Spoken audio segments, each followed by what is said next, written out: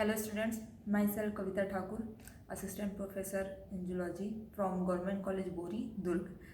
आज मैं आप लोग को बीएससी फर्स्ट ईयर के पेपर प्रथम के फर्स्ट यूनिट के ऑर्गेनाइजेशन ऑफ सेल के अंतर्गत एंडोप्लाज्मिक रेटिकुलम के बारे में हम आज चर्चा करेंगे।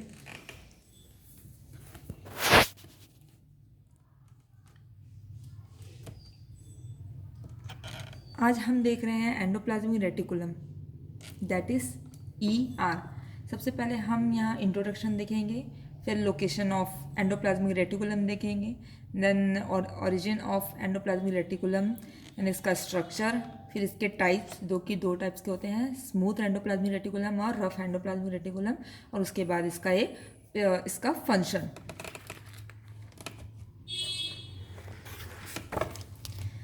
सबसे पहले हम देखेंगे इंट्रोडक्शन। तो इंट्रोडक्शन में हम ये बताएंगे कि एंडोप्लाज्मिक रेटिकुलम को फर्स्टली 1945 में चिक एम्ब्रियो सेल्स के साइटोप्लाज्म में फर्स्टली देखा गया था, जो कि एक सिंगल मेम्ब्रेन सेल ऑर्गेनेल्स होता है। इसे सबसे पहले आपके साइंटिस्ट हैं पोर्टर और थॉमसन ने 1945 में इसको फर्स्टली ऑब्जर्व किया था, और इसके बाद पोर्टर नामक साइंटिस्ट ने 1952 में ही इसका नाम दिया क्या, एंडोप्लाज्मिक रेटिकुलम। ये तीन चीज़ों से मिलकर बना होता है और एक दूसरे से ये क्या होते हैं, आपके इंटरकनेक्ट होते हैं। किस चीज़ों से? ट्यूब्यूल्स, वेसिकल्स और सिस्टर्नी। इसके बाद हम देखेंगे इसके लोकेशन, ये कहाँ कहाँ पाया जाता है। तो ये सभी यूकैरियोटिक सेल्स में ये प्रेजेंट होता है, और जो मैच्योर एरिथ्रोसाइट सेल हैं, ओवा हैं, एम्ब्रियोनिक सेल्स हैं एंड प्रोकैरियोट्स में ये क्या होते हैं, आपके एब्सेंट होते हैं। इसके बाद हम देखते हैं origin of endoplasmic reticulum. Origin of endoplasmic reticulum में देखा जाए तो ऐसा कोई पर्टिकुलरी थीसिस या मान्यता नहीं है कि इसकी ओरिजिन कहाँ से हुई है, बट हम यह कुछ साइंटिस्ट ने ये अपना हाइपोथेसिस दिया है कि ये एंडोप्लाज्मिक रेटिकुलम जो न्यूक्लियस होते हैं, न्यूक्लियस का जो न्यूक्लियर इन्वेलप होता है, इस एनवेलप में बर्ड के समान रचना के रूप में इसकी ओरिजिन हुई होगी। इसके बाद इसमें हम देखेंगे कि ये जो ओरिजिन हुई वो आपका क्या होगा, स्मूथ एंडोप्लाज्मिक रेटिकुलम, और इसमें जब राइबोसोम्स आके अटैच हो जाते हैं तो वो बन जाता है आपका रफ एंडोप्लाज्मिक रेटिकुलम। इसके बाद हम देखते हैं structure of endoplasmic reticulum. Structure of endoplasmic reticulum में हम देखें तो यह एक कैसा होता है, 3 डायमेंशनल नेटवर्क होता है, जो कि आपके सिस्टर्नी, ट्यूब्यूल्स और वेसिकल्स से मिलकर बना होता है। जैसे यहाँ पर एक डायग्राम बनाया हुआ है, ये है आपका न्यूक्लियस, न्यूक्लियस से न्यूक्लियर जो मेम्ब्रेन है, इन्वेलप है, उससे ये एंडोप्लाज्मिक रेटिकुलम आपका अटैच है। जिसमें राइबोसोम्स प्रेजेंट होते हैं वो आपका रफ एंडोप्लाज्मिक रेटिकुलम है, और जिसमें राइबोसोम्स प्रेजेंट नहीं है वो आपका स्मूथ एंडोप्लाज्मिक रेटिकुलम है। इसमें सबसे पहले हम देखते हैं सिस्टर्नी। तो सिस्टर्नी को देखते हैं, इसमें यह कैसा होता है, आपका चपटा, अशाखित व सैक के समान संरचना होता है, तथा यह इसके सरफेस में ही आपका राइबोसोम्स कैसे होते हैं, अटैच होते हैं, जिसके कारण ये क्या होते हैं, आपके रफ होते हैं। इसके बाद हम सेकंड देखेंगे ट्यूब्यूल्स। तो ट्यूब्यूल्स कैसे होते हैं, ये इरेगुलर ब्रांचिंग होते हैं, और इसमें क्या होता है, राइबोसोम अब्सेंट होते हैं, free of ribosome means ribosome ये अब्सेंट होते हैं। इसके बाद थर्ड है आपका वेसिकल्स, जो कि ओवल, राउंडेड या वैक्यूल लाइक स्ट्रक्चर होता है, और इसमें भी राइबोसोम्स आपके अब्सेंट होंगे। और ये जो पूरा एंडोप्लाज्मिक रेटिकुलम है, इसके अंदर एक प्रकार का मैट्रिक्स पाया जाता है, तरल द्रव पाया जाता है, जिसे कहते हैं एंडोप्लाज्मिक मैट्रिक्स।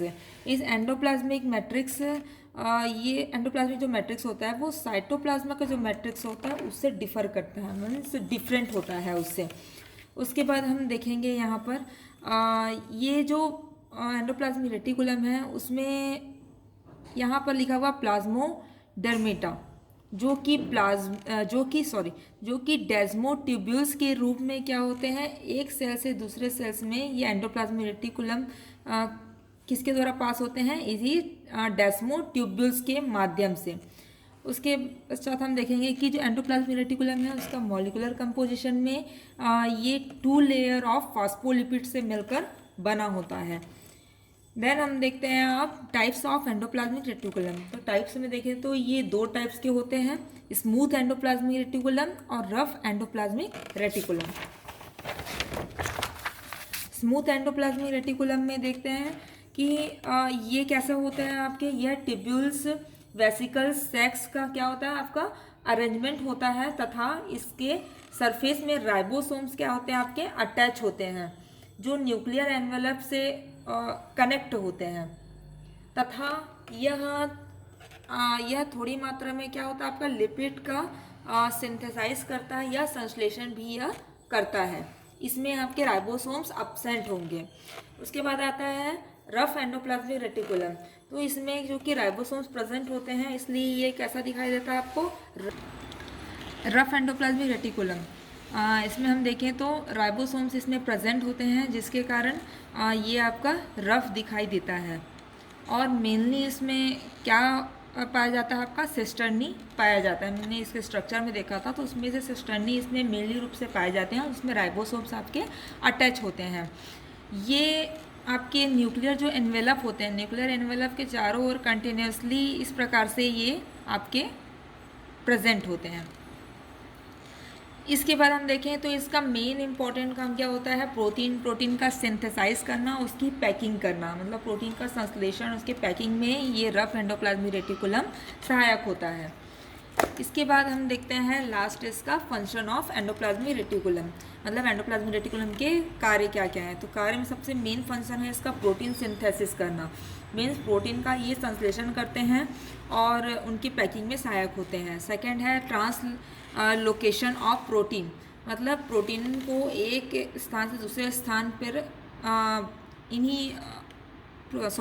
प्रोटीन को एक स्थान से दूसरे स्थान ले जाने का ट्रांसलोकेशन का काम भी एंडोप्लाज्मिक रेटिकुलम के द्वारा होता है।